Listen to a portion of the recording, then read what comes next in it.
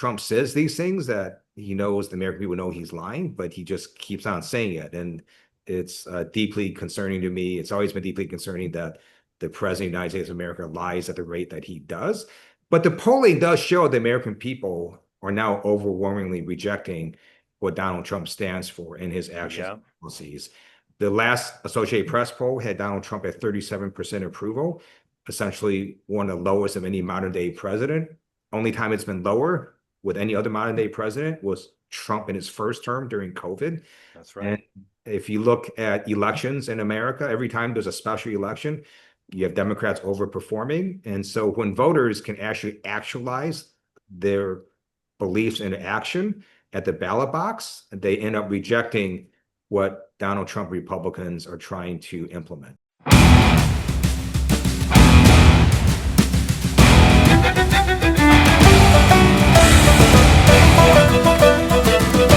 Welcome to another edition of The Oath and the Office. I'm John Fugelsang. On this episode, Congressman Ted Lieu joins us to discuss the new No First Strike bill for those worried about elderly, narcissist authoritarians with no impulse control and decades of untreated syphilis launching nukes based on vibes. And also, folks, it is official. Trump's economy is collapsing. And he's decided the best way to fix it is to tear down the White House and build himself a ballroom of the damned. Trump said it. He said it this year. Real quote, "It won't interfere with the existing building. It'll be near it, not touching it," which is also what he said about the Constitution. So let's bring in the star of the pod, Professor Corey Brettschneider, who is the rock star in the poli-sci department at Brown. You've read his stuff in Politico, New York Times, CNN, MSNBC, and of course he is the author of the book, The Oath and the Office, A Guide to the Constitution for Future Presidents. Professor Brettschneider, it's great to see you again. Thanks so much, John. This is, of course, a really special episode. There's a lot to talk about before Congressman Lieu joins us, but the whole theme of the podcast is holding a president to account, to the oath, to preserve, protect, and defend the Constitution as required. Now, what branch is supposed to do that? Well, the judiciary, and of course, most fundamentally, the framers thought Congress, and most Congress people, for whatever reason, have totally abandoned that obligation. And the reason Not most, really not most, sir, not most, no, not most of one party, I would say, but not most. Yes, yeah. Well, unfortunately, in the current distribution, that's most. I wish that wasn't true, but one person I was going to single out who really has, just more than lived up to that obligation to understand how our constitutional system is supposed to work is Congressman Lieu, and he's done so much to really reclaim the powers of Congress, and that's why I was very eager to have him on. So this is an amazing episode, and of course, there are lots of constitutional violations to talk about, along with the hope that we'll bring in that interview.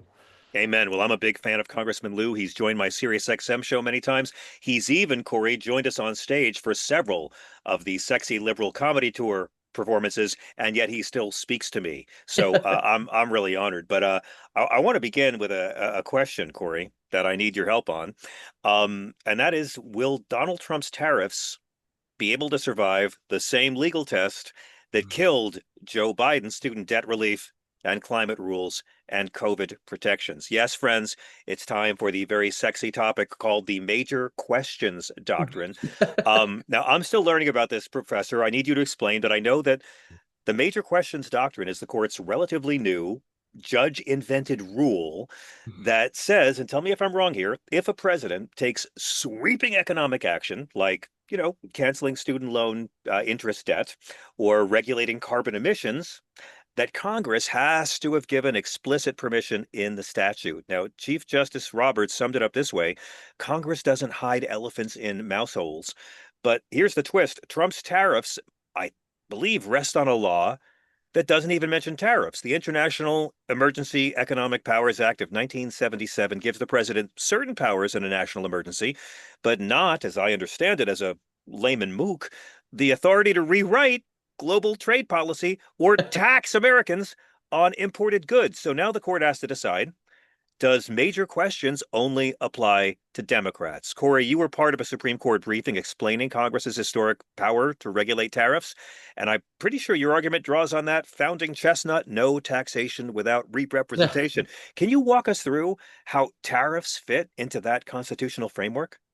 Thanks, and I'll just first say what my involvement in this case is, and I'm very proud to be involved. The Supreme Court litigator who's argued many times before the Supreme Court, Paul Wolfson, and I have teamed up with the aid of his amazing team at Democracy Forward, and we're joined by a number of people who I invited to join as scholars. So this is an amicus brief. The way that it works is that sometimes the court and the parties involved in cases look to people like me and they say, tell us the truth. Like, what actually is going on in the history of the United States, in the Constitution?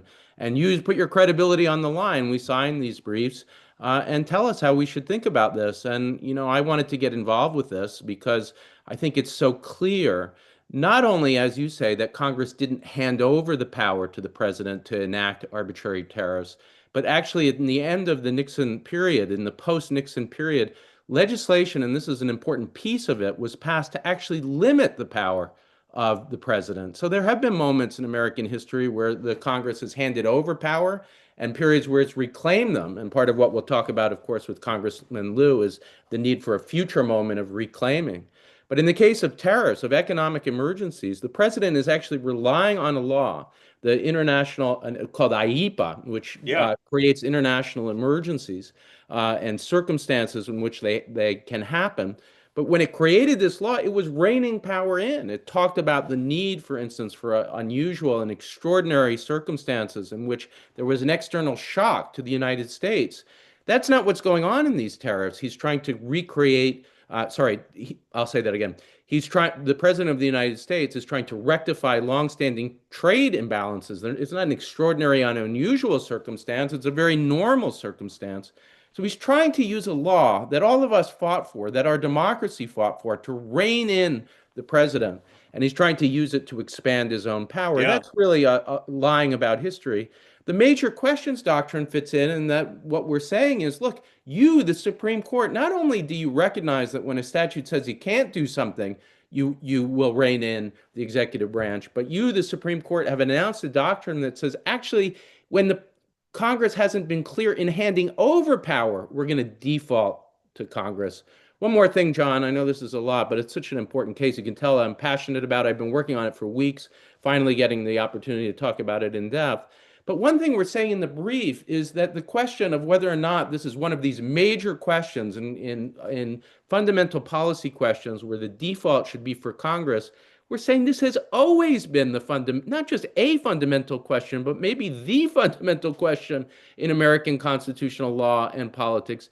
Think of the phrase, no taxation without representation. Exactly. It was resistance to not just a tax, the way we usually think of it, but specifically a kind of tax, a tariff.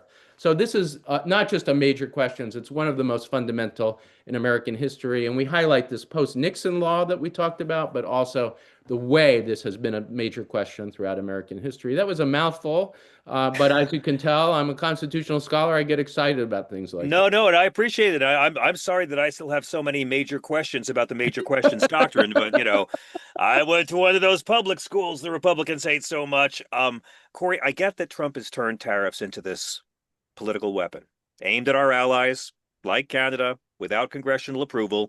I don't see how it helps America. I know it makes Putin happy. I don't understand anything more than that. But constitutionally speaking, I get that this is exactly the kind of executive overreach the framers were warning against. But how did this doctrine evolve?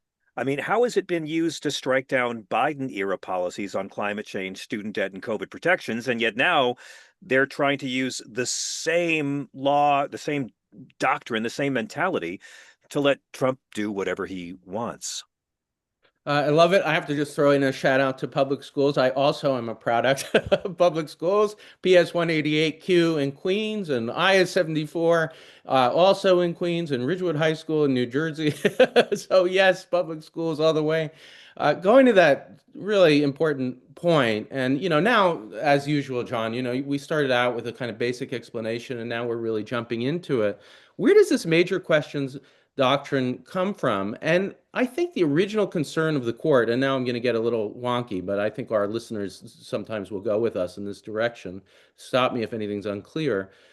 It comes from a concern really to rein in executive agencies and a worry about the court that the federal government, not the president, but that agencies we're really being given too much leeway in areas like environmental protection. And we talk, for instance, about the reversal of the Chevron case, trying to rein in the discretion of agencies like the Environmental Protection Agency.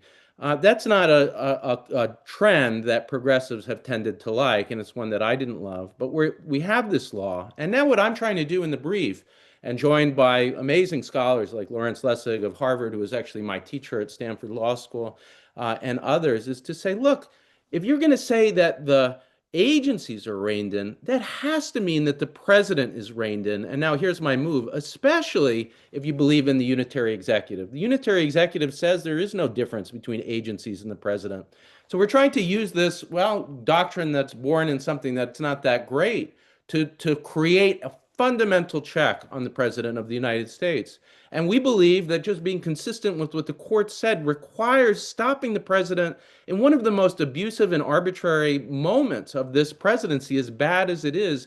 And let me just lay out what we're talking about, what a king does, what's the reason why the revolution and the Constitution gave the fundamental power to regulate tariffs to Congress, along with taxation, is because they could be so abusive. Think of a king who, in an arbitrary way, just based on impulse or his or her own, a king or queen's his or her own self-interest, just starts willy-nilly throwing tariffs on countries abroad, not for concern about the country as a whole. That's part of what an absolute monarchy does, and that's exactly what Trump's done. I don't like Canada today, tariff.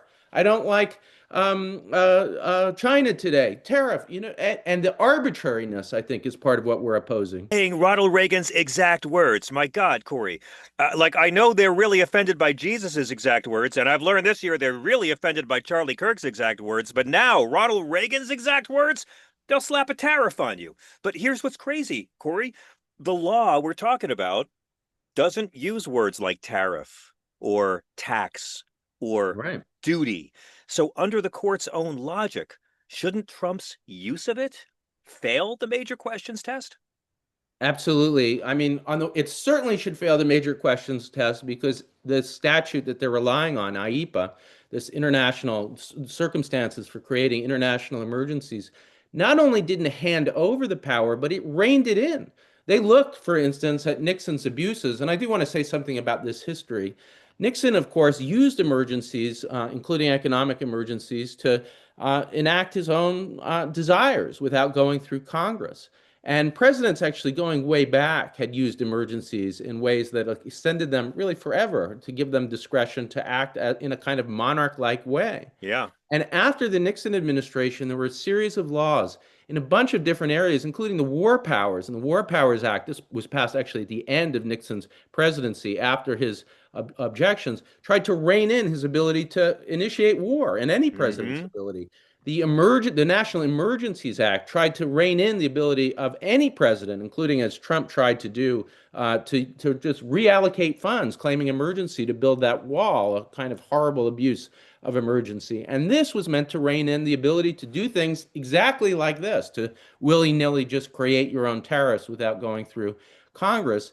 And what we're saying is not only did it, under the court's doctrine, not hand over the power to the executive branch, but it did the opposite. It reined it in. And it's not just that the Congress said that. And if you look at our brief, we talk about the history of this conscious decision to say, look, Congress has sometimes handed over power and it's sometimes brought it back. We are bringing it back. They say that's their purpose. But they also put it into the law itself in this language of defining emergency in regard to unusual and extraordinary circumstances, circumstances that have to really come from an external shock, an external event. Those are all ways of reining in the president's power rather than expanding it. What does all this have to do? Well, we have moments in history where we say to presidents, no more abuse. Are we going to honor those moments, or are we going to make them meaningless by allowing this president to just really wipe away law? And, this is a fundamental moment for the Supreme Court, because we're not just saying, hey, as we are in Roe versus Wade, adopt a progressive or a moderate stance in regard to the Constitution. We're saying adopt your own idea of where the limits are. Yeah. Well, let's bring it to something a bit sexier, and that is the ballroom of the damned.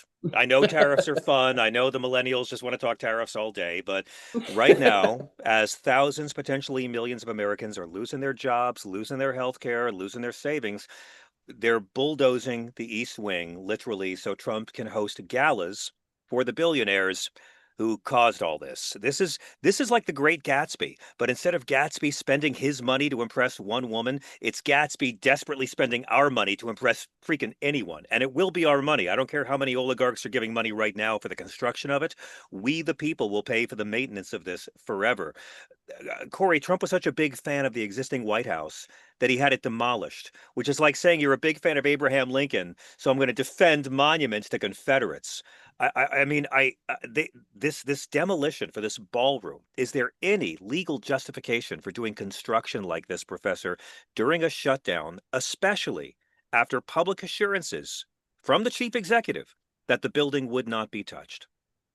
Well, we're carving out a theme, and it leads right into the interview with Congressman Lieu, which is the usurpation of Congress's power. And in the same way that there was a particular law meant to rein in the president's ability to create things like this tariff emergency, supposed tariff emergency, I should say, there also is legislation that reins in the ability to raise private money to essentially mix in with the public good. And I'd add in too that the fundraising for the military is an example of this, and certainly the ability to do what they've done, which is to use this nonprofit corporation to then funnel money to pay for this public renovation of the people's house, of the White House, after all, that you're not supposed to do this under this legislation. So yes, I do think it's illegal. The problem is who has standing, who's going to bring the case, and most of all, he's moved so quickly, as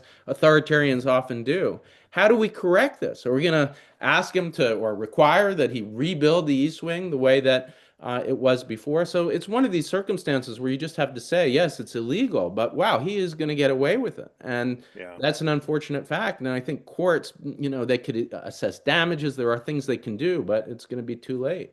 I mean, but beyond legality, what is the constitutional symbolism here? A president Yeah, building a private ballroom for wealthy people while citizens go hungry. I mean, what does this say right. to history about accountability in an imperial presidency? It is a symbol, as you know. I've been talking about this as a self-coup and destruction of Congress's power. And part of it is in the legal details, but the symbol is just so powerful here. And many of our listeners and viewers have seen him pull down this historic East Wing. This is, after all, where Hmm. Eleanor Roosevelt was crafting things like the existence of international human rights. And there is no respect for history. There is no respect for the modesty of the office that this White House is supposed to convey. We, I think, for a reason, don't have gaudy ballrooms or gold-decked rooms everywhere the way he's trying to do in the Uh, Oval Office. we do now. And the At symbolism least is we know when really, he leaves, he'll take all the gold crap with him, right, Corey? I hope so. I mean, We the people paid for that gold gaudy crap. You know he's taking it with him when he leaves, like it's a and bunch of classified documents in a box. yeah. And let me just add to what you said. It's partly that we're going to continue to pay for the maintenance of this Trump creation, and it's partly the symbolism, but it also is literally that people's house is owned by the United States. And so what he's doing is, imagine somebody coming into your house and saying, you know what, I don't really like the way that you've decorated. I'm going to bring a bunch of gaudy materials in, and I'm going to rebuild your living room in a way you might like it the way that you have it. It might convey a certain kind of modesty. No, I want it to be ostentatious. On the, I just think it's a matter of right that he's imposing his, as you say, imperial presidency, monarchy aesthetic over the people's democratic way of seeing what this house is supposed to look like. We gotta take a quick break, but we'll be right back. Don't go away. There's a lot more of The Oath in the Office. Welcome back to The Oath in the Office. I'm John Fugelsang. Let's talk about CBS, Professor. Less than a year after taking over the anchor seat on CBS Evening News, John Dickerson, who I think is just a terrific broadcaster and journalist, is leaving the broadcast and leaving CBS after 16 years. And now apparently CBS's Face the Nation has been rebranded. It's now Face the Narrative. This week, Margaret Brennan, under new management from editor in chief Barry Weiss, tried to play gotcha with Hakeem Jeffries for using the phrase rigged elections. Because, Corey, when Trump says rigged, he's plotting a coup.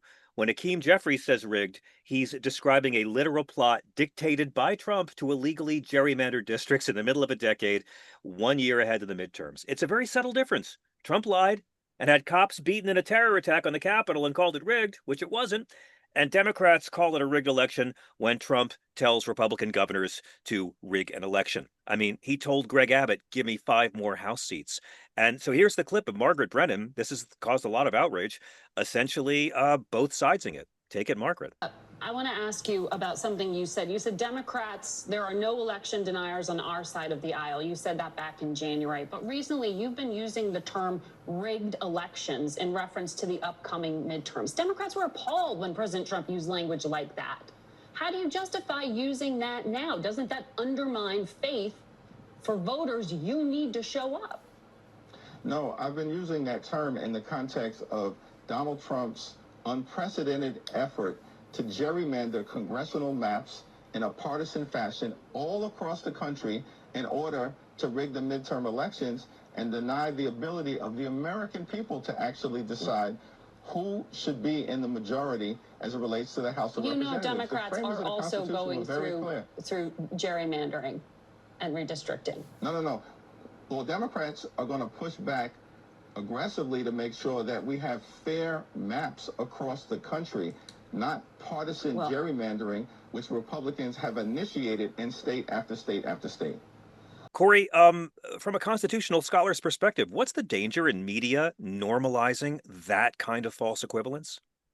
Well, I just think, we're talking about a threat to democracy, and what January 6th was and the election denialism was not just a constitutional crisis, it was an attempted coup. And I sometimes talk about elements of the soft coup that are going on now, where we're destroying the powers of other branches, for instance, in the destruction of the East Wing.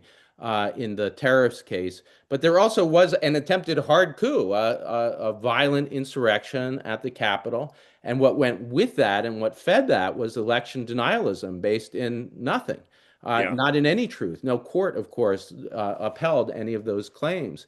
So for CBS, which did such a good job of holding Trump to account in the first term, to come and say that really that's the same as gerrymandering, a factual thing that is happening, is really a threat to democracy. We've seen attacks on universities.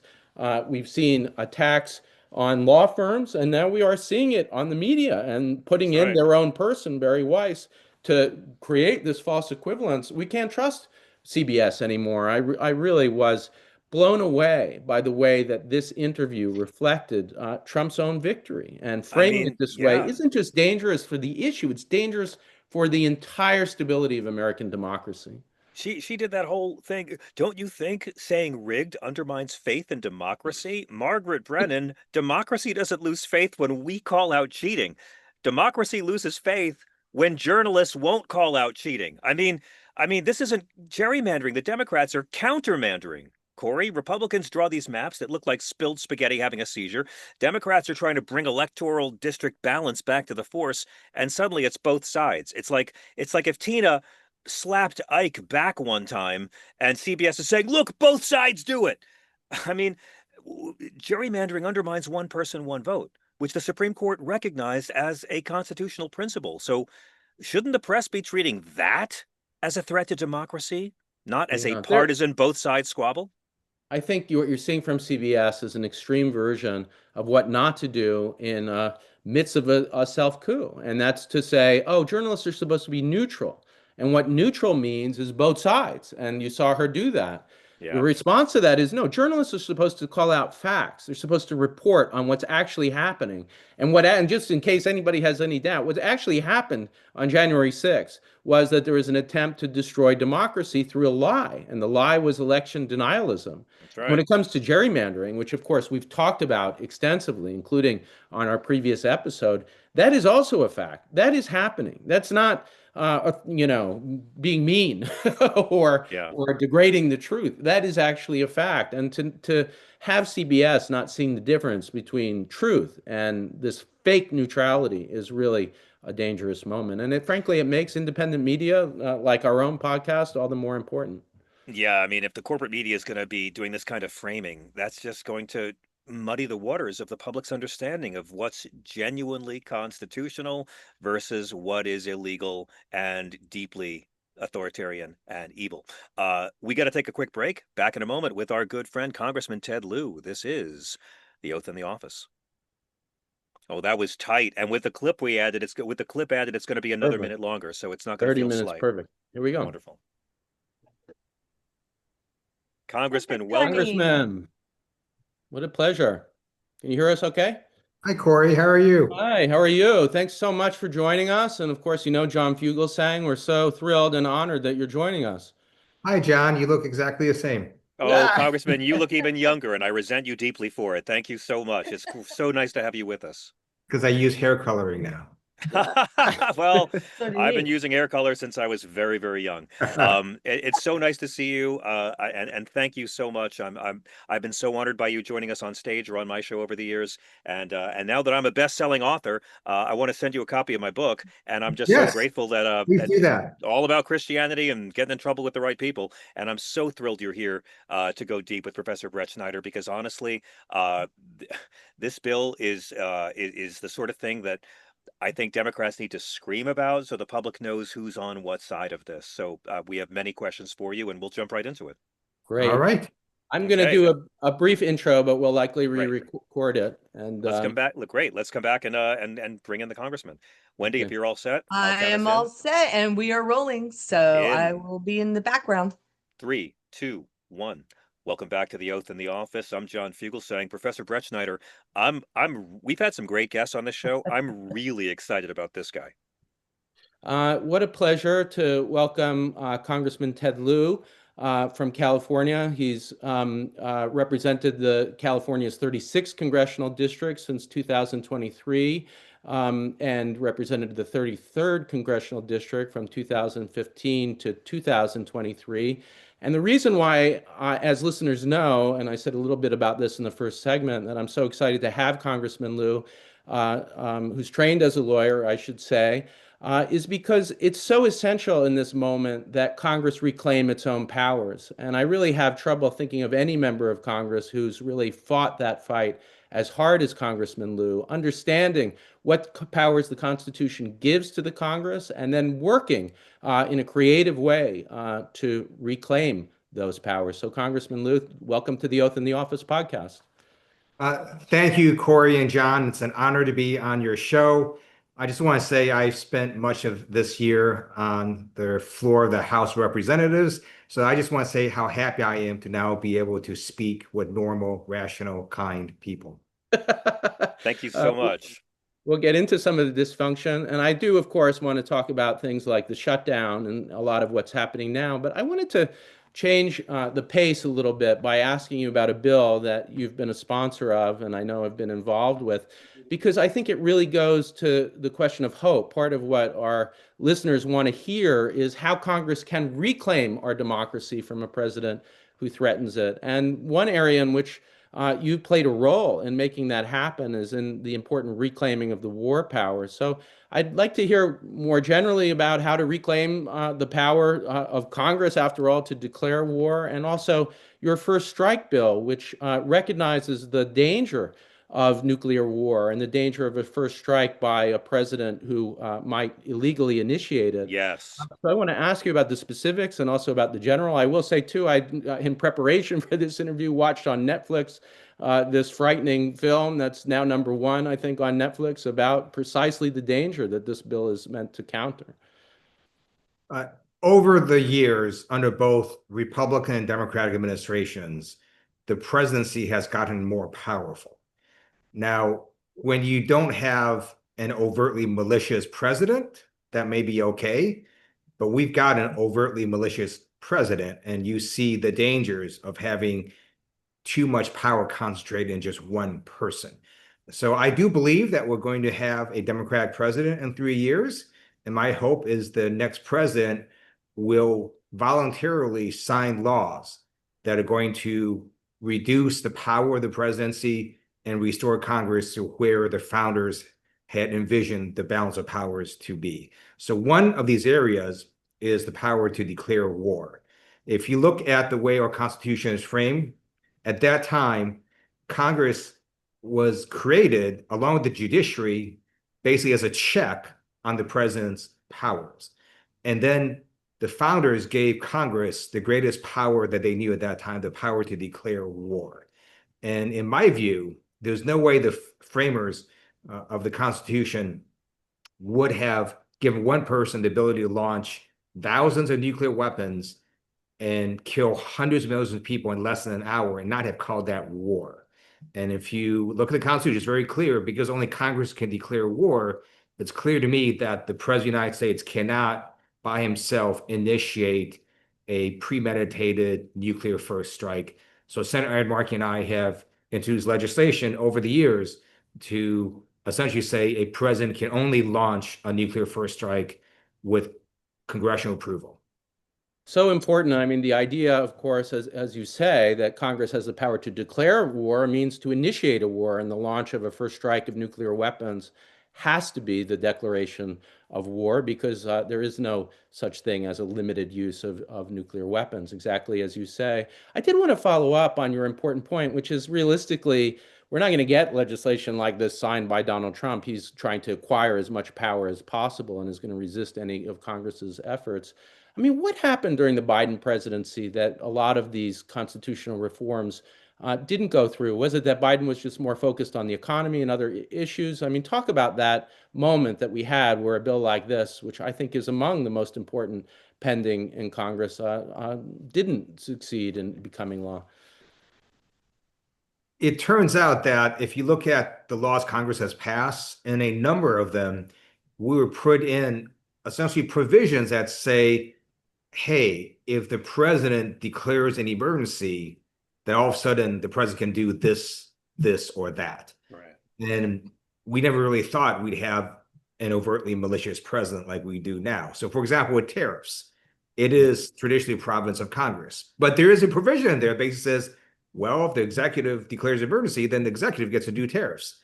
And so you have these provisions all over the place in our federal laws. And I think one of the things we need to do when we flip the House and then when we get a trifecta also in 3 years is to close all these loopholes and say, okay, now that we understand that we might get another overtly malicious president some point in the future, how do we write these laws so that we don't have a repeat of what Donald Trump is doing right now? So I think it's a much more structural problem because Congress has always traditionally thought, well, we probably should put in these things in case there is an emergency.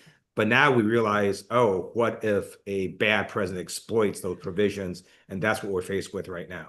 Congressman Lieu, that's why I'm so inspired by this bill. And I think it actually is the sort of thing that our conservative brothers and sisters could be persuaded by. I think the bill is actually quite conservative, going by the dictionary definition of that word. I mean, a bill to prohibit presidents from using first strike nuclear weapons without congressional approval totally challenges this whole imperial presidency. It fits into the separation of powers. For so many decades, we've accepted in this country that presidents have this near unilateral control over nuclear launch decisions. I mean, do you think reclaiming that power for Congress is both constitutional and politically realistic? Because I do believe conservatives could be persuaded by this. You're absolutely correct. In fact, they were. When we first introduced this, we actually introduced it when President Obama was president. And everyone thought that Clinton was to be the next president. So this was never done as an anti-Trump piece of legislation. It was done because Senator Markey and I and many others simply believed that it was unconstitutional for the president to be able to kill hundreds of millions of people and not have called that war. And we had Republican co-authors. I believe we'll get Republican co-authors again once Donald Trump is no longer president, because you mean once there's a Democratic president that we can limit the powers of, they'll get behind it? Also, they're no longer going to fear Donald Trump. Right now, there are lots of things that Republican members of Congress and senators would do, but they don't do because of their fear of Donald Trump. And so once that goes away, I think a lot of them are going to become hopefully much more normal people than they are now. Congressman, I've asked you this before. Sorry, Corey, but I've got to ask, here in the second Trump term, do your Republican colleagues confide in you I mean, are insane moments in the hallways? Are they capable of acknowledging that they are hostages to this creature with no impulse control? They don't really talk about it, but it's very clear to me if you just look at their past statements on a number of issues and their present statements, it's 180 degrees Oof. different. I mean, Yes, sir. Republicans have traditionally been anti-tariff, for example, right? Hmm. And now we have sort of this situation where their leader of their party is doing these tariffs that are increasing costs on a whole bunch of products across America and increasing inflation. And you just have Republicans either being silent or just tacitly going along with it. Yeah. I think, by the way, the idea that we would use a Democratic presidency to restrain a Democratic president might be our only hope to look out for a future, wannabe authoritarian like That's a the great ones we're point. dealing with now. So I think that's exactly the right strategy to push for it when we have the opportunity. And laws like the Ethics in Government Act, which created the independent counsel, were signed by Carter, after all, by Democrats. So that's a tradition that I think I just completely applaud. The other historical facts that we have, I remember when we had this briefing by Professor David Coe of Georgetown University. He was also the former legal director of the ACLU for nearly a decade. And he said something interesting. He said, with abuse comes reform. And so Yeah. after Nixon and Watergate, the incoming Congress that came in passed a series of reforms. Clearly, they didn't do enough, but that did happen. So I do think you're going to see something similar because the American people now realize, oh, we need to tighten up a lot of these loopholes that a malicious president has been exploiting now and could exploit in the future.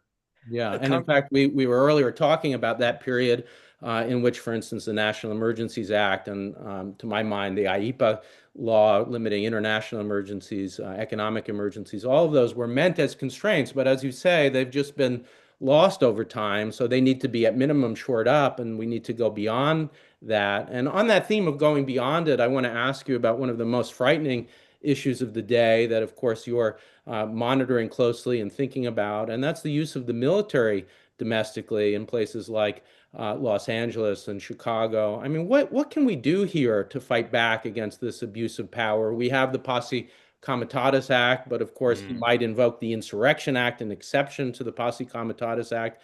Tell us, give us some hope here too. Like, what might we in a future Congress do to fight back? And if you see strategies that we can use now against this really horrific abuse, exactly what the framers feared, the use of the military to shut down civil liberties.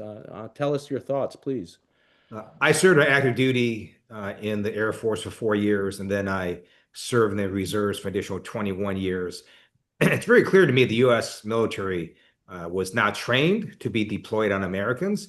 And the Posse Comitatus Act essentially says the president is not supposed to deploy them on Americans. And unfortunately, this president has been, in my view, violating the law. Federal district judges have said so.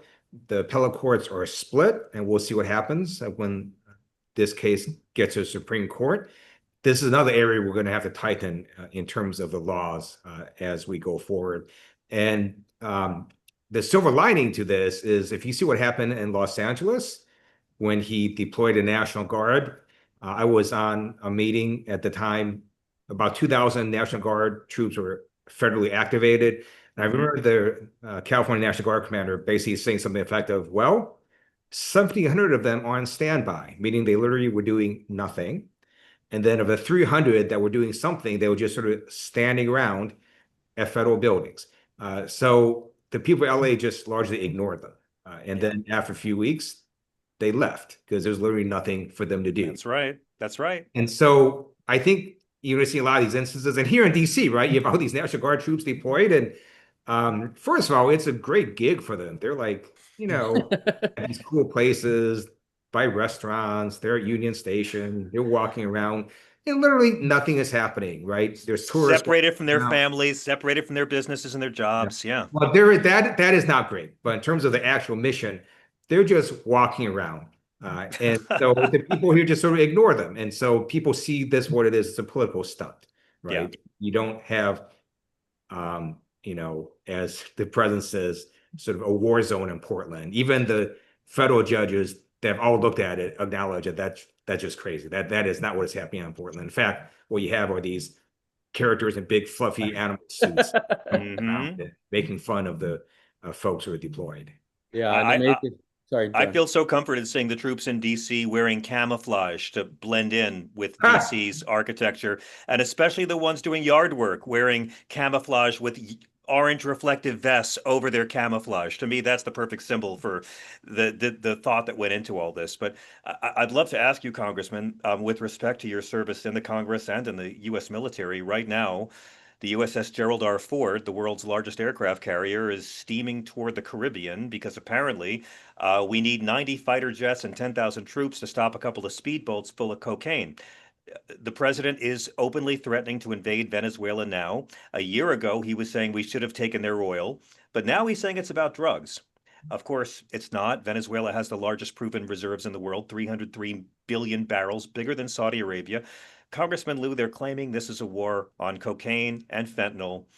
We've seen this in the past with America. You drill it, we kill it. It seems this is a lot like what happened when Iran tried to nationalize their oil in the 50s, and America was not about to let that happen. Are you, sir, personally concerned? After all these years of Republicans claiming to be the anti-war party, we really learned our lessons from Iraq. We're so anti-war now. We won't criticize Putin, and we'll blow up boats, and we'll bomb Iran, but we really are anti-war. And now, Congressman, I'm terrified that fentanyl is about to be the new WMD, the pretense for a war of choice for oil. I'm deeply concerned. These strikes on these boats appear to me to violate the law of armed conflict. I actually taught the law of armed conflict as a JAG to active duty personnel.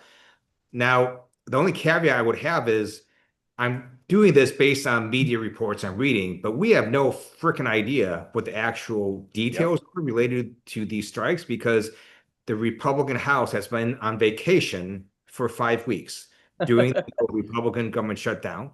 So we've had no oversight hearings. We have no classified briefings.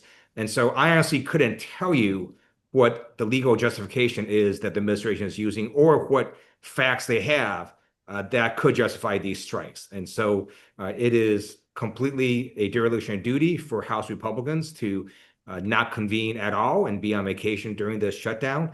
And part of me wonders, is it really because they just don't want to swear in Congresswoman-elect Adelia Grijalva? Whoa, there's that too, yeah.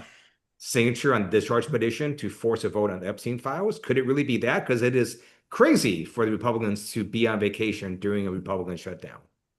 Yeah, and it's a way, I guess, of ensuring there isn't transparency. I want to ask you more about the shutdown, but I did want to finish on this really important theme that you're talking about and have taken a lead of the kind of legislation that could restrain a future wannabe authoritarian president. I mean, tell me, what kind of laws might we pass to ensure that there isn't killing without due process of what looks to be a good possibility anyway, aren't drug smugglers, but might be, for instance, migrants, might be vulnerable people. What can we do? I'll add too into the conversation that although the military in many ways has been a stunt, the deployment so far, of course, it could turn serious. But when it comes to ICE and ICE agents mass rounding people up, the videos that we're seeing are quite frightening. So what in these areas are areas that, if not in the next year, maybe if the Democratic Party retakes Congress, that we might see, or at least in a future Democratic administration, what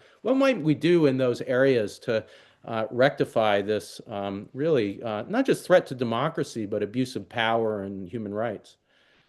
You had asked what had happened sort of the last 4 years.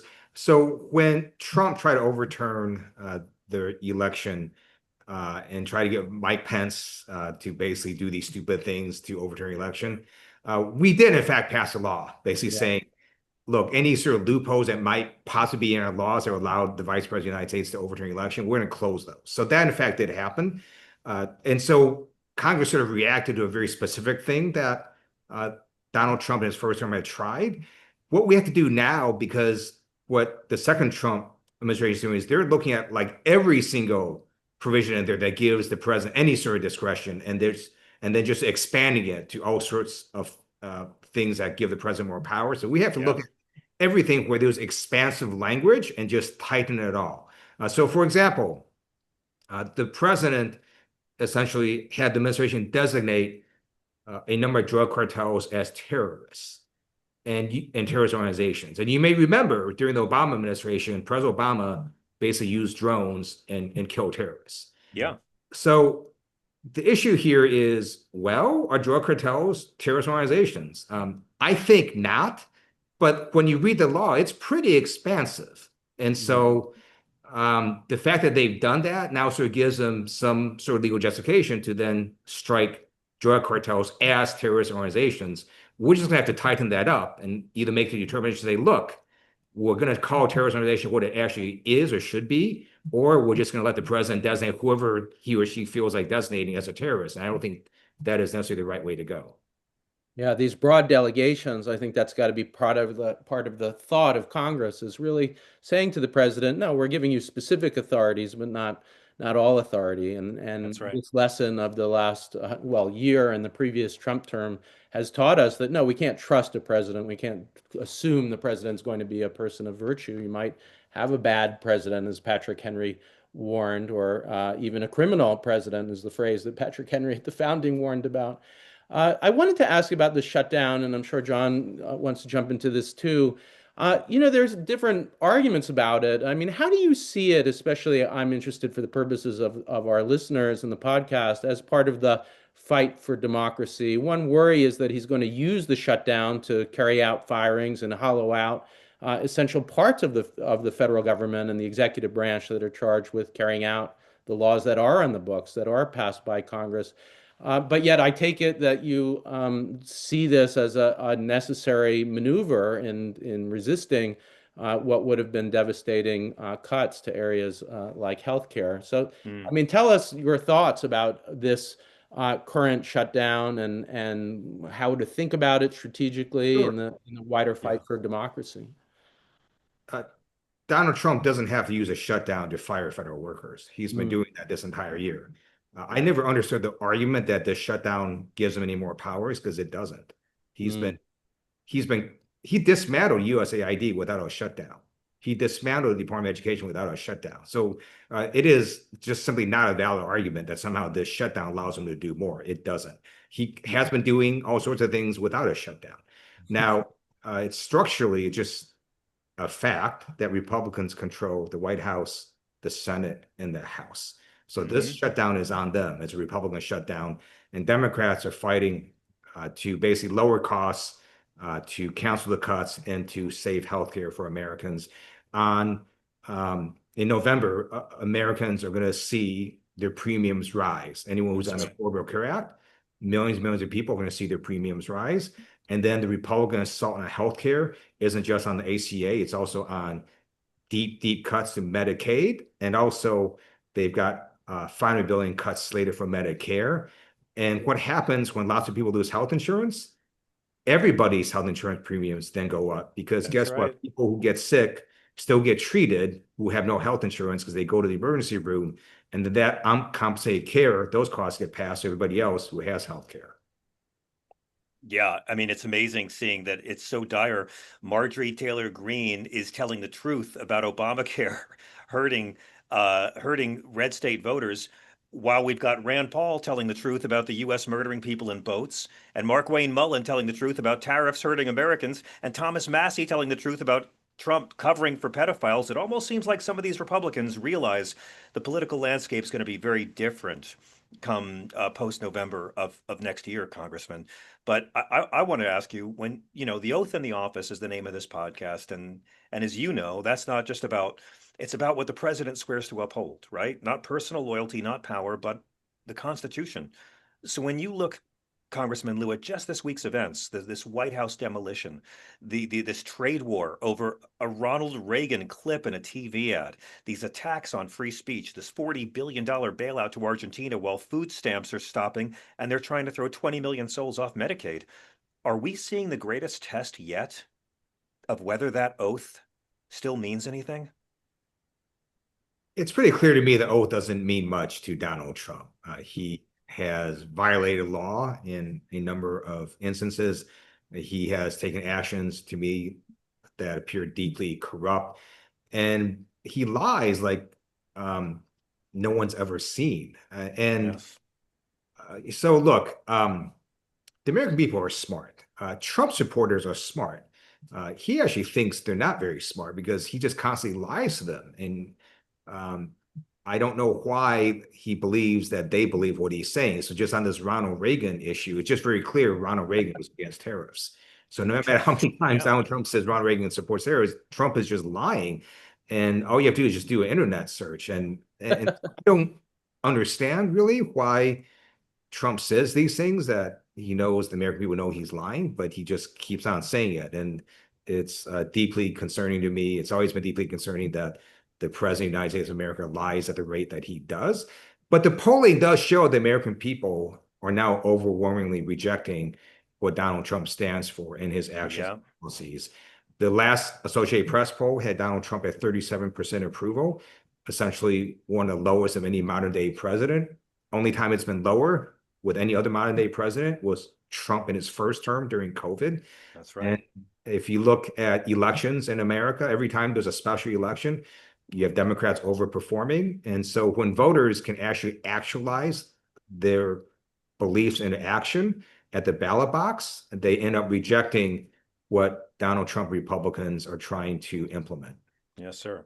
I was going to ask about hope, and you've already started pushing us in that direction because the American people are starting to see through the lies and to want to hold this president to account. But let me follow up by that and ask you, it's the main thing actually we're hearing from our listeners. We're covering the threat to democracy. We're covering the ICE attacks on civil liberties, the military attacks on civil liberties, but we're also trying to balance that out by thinking about the oath in the sense not Trump, of course, is doing anything but respecting it. It is destroying it, but to think about reviving it and to rescue American democracy. So when it comes to hope, I mean, what do you think that we can look to? And I'll ask a more specific, in addition to that general question, which is if the Democratic Party can retake the House, as I hope the Democratic Party will, because of what you're saying. What do you want to see? Do you want to see impeachment? Of course, Trump was impeached twice in the previous administration, his previous term. He wasn't convicted in the Senate, but arguably a lot of good came from that impeachment, and that we learned about the wrongdoing. We learned about the desire to pressure the President Zelensky of the Ukraine in order to hand over dirt on his adversary. That's right. And we saw January 6th called out for what it was, an attempted insurrection, violent insurrection. Would you want to see impeachment if Democrats could retake the House? Where is the hope coming from, Congressman? I think it's hard to answer that in the abstract. But what I will say is one reason the Trump administration is getting away with a lot of stuff right now is because the Republican Party has completely failed in their oversight responsibilities, and the legislative branch of government has completely basically gone silent. If there's a change in makeup of Congress, then what will happen is every single committee will then be chaired by a Democrat, meaning that the hearings will be determined by Democrats. The agenda of the hearings, what witnesses are called, subpoena power, Democrats will control of. And what happens when there's a lot of public pressure and oversight on a particular issue? Well, guess what? The administration, in fact, does respond. So the administration didn't have to bring back Kilmer Garcia from El Salvador, but they did.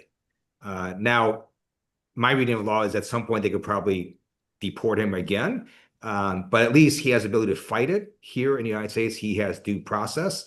And that happened because there was enormous public pressure from folks across America as well as elected officials.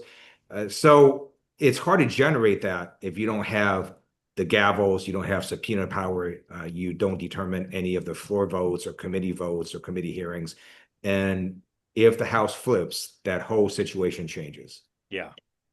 I mean, that's what I've been saying, Congressman. My fervent belief is that the Democrats who promise accountability, who promise hands-on Bibles in front of cameras for cabinet members for hearings, that they are the Democrats who are not just going to arouse the most passion, but are going to do the best in the fundraising derby. I mean, do you get that sense that the people don't want revenge, but the people are very ready for Democrats to promise accountability? I kind of feel like the Democrats who come out and say, okay, Republicans, you got 13 more months. Go ahead and be as lawless as you want. There's going to be a new sheriff in town January 2027. That's the spirit I'm getting from our listeners, that's the kind of Democrats that people are excited to go out and campaign for. Is that the vibe you're feeling inside the Capitol? It is clear to me that the American people want accountability. If you look at the polling, the number one issue still is the economy and inflation. And under the Trump administration, inflation has continued to increase. Beef prices are the highest that they ever been. Energy prices continue to skyrocket. And you've got Trump Republican policies making things worse. So you've got the Trump administration canceling energy projects because they happen to be clean or because they're green. And that's just going to reduce supply, which increases energy prices. And then you've got these tariffs that are increasing prices for American consumers. That's right. So for a lot of people, they're having even more trouble making ends meet under the Trump economy. And so that still does remain the number one issue. And one of the secondary issues is healthcare. People are really concerned about the healthcare premiums rising as well. Yeah, and I'll just share a thought on that too, which is I think one of the things that somebody like you is so well positioned to do is to show the American people that the pocketbook issues like inflation are tied to the constitutional issues because, of course, inflation is partly the result of these unilateral and illegal tariffs that Trump is imposing. So I guess that will be a challenge in this campaign. I'll ask a final question about oversight because I do think that throughout American history, Congress's role in just shining a light on the executive branch has been so important, and the abandonment in the last year of that has been a disaster, exactly as you say. But what might we do as we uncover things? So, for instance, one of the things that you might uncover as you look at the destruction of these boats in international waters without any due process is criminal intent. In the Garcia case, which we've covered at length, it looks like there was an order by a Justice Department now judge to disregard court orders. So the president, of course, has criminal immunity under Trump versus the United States, at least for official acts, even after he's president. That's a game changer, in my opinion. We can no longer say, oh, the courts will hold this president to account. I mean, are you open to the possibility of impeachment in the instance in which we do find serious violations, not just of abuse of power, but of the criminal law? Well, again, it's hard to answer that question in the abstract. I do know that people who are not the president don't have such immunity. Right. Nice. Still, there is no such defense as, I Yes. followed an unlawful and legal order. If you follow an unlawful and illegal order, you can still be prosecuted. Right. I'm not sure they're aware of that, but maybe that is something we should make them aware of the way they speak sometimes. I think that memo hasn't gotten to them, that presidential immunity doesn't carry over to the staff. Great. Congressman, it is such a pleasure and honor for you to join us. Thank you so much for taking the time. I hope that you're feeling hope right now. I'm wondering if you are. I am. And so let me end on some words of hope. When I started active duty, my first training base was Maxwell Air Force Base in Montgomery, Alabama. There was a beautiful Rosa Parks museum there. I've had the opportunity to visit it a number of times. The last time was with the late, amazing John Lewis. And I remember finishing the museum again and then sitting there thinking, Rosa Parks would not have been surprised by President Donald Trump. Yeah. Her life was full of injustice. But she never could have imagined President Barack Obama winning the presidency twice. She never could have imagined Vice President Kamala Harris. And she never could have imagined Speaker Hakeem Jeffries, which is what's going to happen next term. Thank you so much, Congressman Ted Lieu, for this amazing discussion, partly about how we might reform our laws to recapture the constitutional limits on the presidency, what we might do in the near term to hold this president to account, and of course for providing us some hope that this fight for democracy will prevail. Thank you so much. What a pleasure. I hope you'll join us again. Thank you again, It's really been Congressman. an honor to have you on the Oath in the Office, Congressman Ted Lieu. Thank you so much. Thank you. Honor to be on your show. Thank you so much, Congressman. Really a pleasure. Well, that's a pretty packed episode, Corey. Thanks again to Congressman Ted Lieu for joining us. And Corey, how can our listeners follow you when they're not reviewing us and subscribing and telling everybody to join the podcast? How do we keep up with you the rest of the week? Wow, we really are well over 400 reviews, all 5 stars. 5 stars from hundreds of reviews is unusual, I'm told. We have an Oath in the Office Substack. You can find us also on YouTube, or if you're listening and watching on YouTube, you can find us wherever you get your audio podcasts. And I just have to say a final word, John, about this show. We talked a lot about how to reclaim the powers of Congress, and you heard Congressman Lieu talk in specifics about how to do that. So, that really is hope for me. There's a question about how good our laws are. I think in this tariffs case, they're pretty good. But regardless of how good they are, he's really spoke to a core idea of this podcast, which is that we have to get specific in the way we rewrite our legislation, in war powers, in tariffs, in the use of the military domestically. And when we do so, we really can save our democracy. I want to thank you, Corey, and Congressman Ted Lieu, and thanks to Wendy and Beowulf and everyone who puts the show together. And most of all, thank you, our listener. Please be sure to subscribe and give us a good review and tell your friends and all the fun stuff. And we will see you next time on The Oath in the Office.